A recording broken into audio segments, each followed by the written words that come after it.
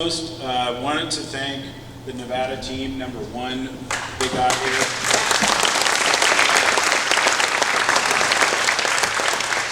As I've shared, and I think they've painted the picture, the Lookout Fire is definitely in some of our toughest ground on the forest. We have talked a lot about that ground and what we can do there and what we can't do. But they've came in and they built a really solid plan that is going to be handed off to this next team, and so then it's time to build that plan, implement that plan. So they came in, took it from local resources that were doing the best they could, and actually getting up on that. And just to give you a little update, from the bottom of the fire or bottom of the trail up to the top is 1,460 feet of elevation climb. So, and then once you get there, the duff is 2 to 3 feet deep. So trying to dig fire line and that terrain is pretty tough. Also, wanted to, as an agency administrator, we gave them a delegation to do this work on the forest, and as well as the incoming team, they got a similar delegation. So under that delegation, the number one value for us, like you've heard before, is life first.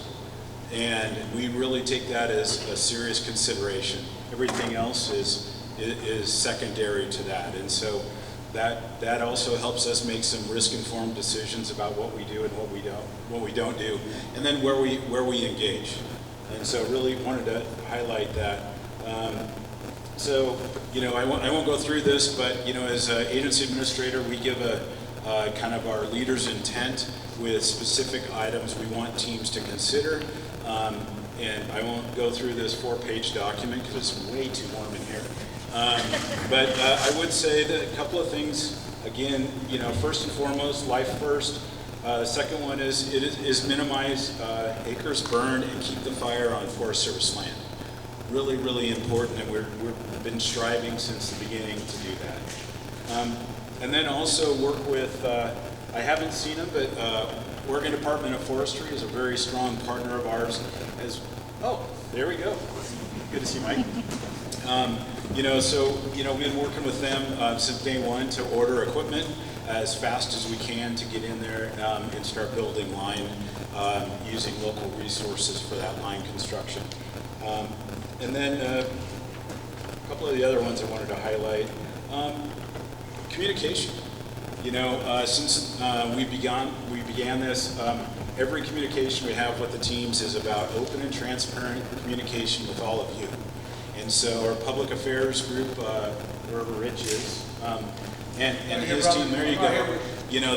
They've been striving every day to share as much as possible on social media, and for those, that don't do social media like myself, putting in the paper and just doing those press releases so that we really are striving for open and transparent communication and, a condition of the fire and then what we're planning moving forward. So again, hats off to Rich and his shop. And that's part of the delegation that we want with the incoming team, is to continue that and continue to explore new ways to share that information. We put sandwich boards up at a number of the stores, with that information, and we'll continue to do that. And then also another really important one I wanted to highlight is minimize economic risk and impacts to the local community. As we've said before, we recognize the impacts in the last few years of the recent fires, and the number of people in this room that lost all or everything, and we recognize that, and we're striving to minimize that impact. And so, yesterday we had a great cooperators meeting with a number of entities to talk. It was our first one, and we started plowing the ground about, most important, evacuation. And I don't want to steal your thunder, Tim, but that's again really important. But that cooperator meeting was also talking about how do we work together, and we've worked together a lot in the last few years, but just kind of dusting that off and kind of tightening that up, and so that it went incredibly well. And then I think that's probably good for now. It's getting way too hot in here. So.